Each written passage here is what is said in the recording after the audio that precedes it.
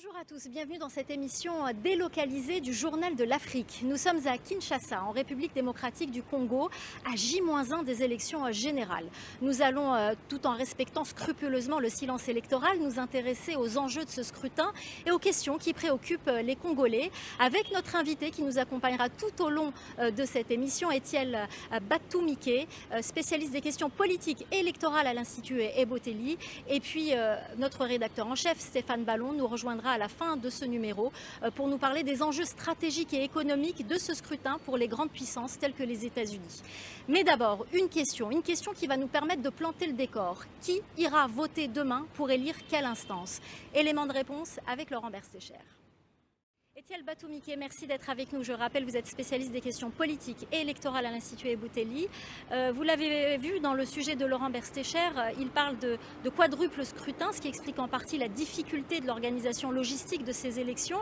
Mais on parle souvent d'ailleurs, à chaque élection, c'est récurrent en République démocratique du Congo, de glissement de la date du scrutin en raison de ces problèmes logistiques. C'est devenu presque une habitude. Alors c'est devenu presque une habitude.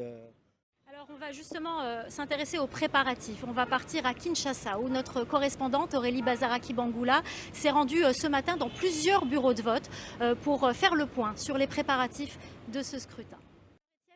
On sait que la sécurité et les violences, notamment dans l'est du pays, c'est un enjeu crucial de ce scrutin. On sait aussi qu'il y a des localités entières qui ne vont pas voter. Quelles sont ces localités ? Alors, vous l'avez dit tout à l'heure, vous l'avez sous-entendu, cette question sécuritaire, elle dure depuis des années, depuis 30 ans. Qu'est-ce qui explique que ça perdure et qu'on ne trouve pas de solution? Alors justement, cette question sécuritaire, elle intéresse beaucoup les Congolais de l'étranger. Et ça tombe bien parce qu'ils vont pouvoir voter pour la première fois. C'est le cas en Belgique où notre correspondante Alix Le Bourdon est allée à leur rencontre. Reportage. Etiel, il y a cette question sécuritaire qui domine, mais il y a d'autres enjeux dans ce scrutin. Il y a l'éducation, il y a les questions sanitaires, il y a aussi l'économie. La République démocratique du Congo est un pays extrêmement riche. Merci beaucoup Etiel Batumike. Je rappelle que vous êtes spécialiste des questions politiques et électorales à l'Institut Ebotelli. Merci pour votre décryptage. Vous allez justement laisser votre place à notre rédacteur en chef Stéphane Ballon qui va nous faire un autre décryptage sur le plan économique cette fois.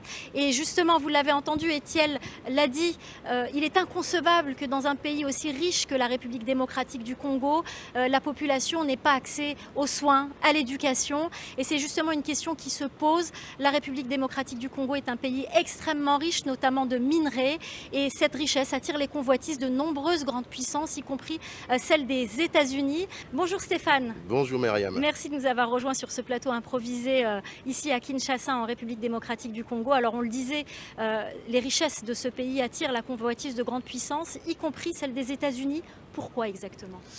Pour plusieurs raisons. On a compris Stéphane, ces enjeux cruciaux pour certaines puissances internationales. Merci beaucoup. C'est la fin de ce numéro spécial délocalisé du Journal de l'Afrique ici à Kinshasa en République démocratique du Congo. Merci de nous avoir suivis. Restez avec nous sur France 24. Nous suivrons et nous continuerons de suivre ces élections générales. L'info continue sur France 24.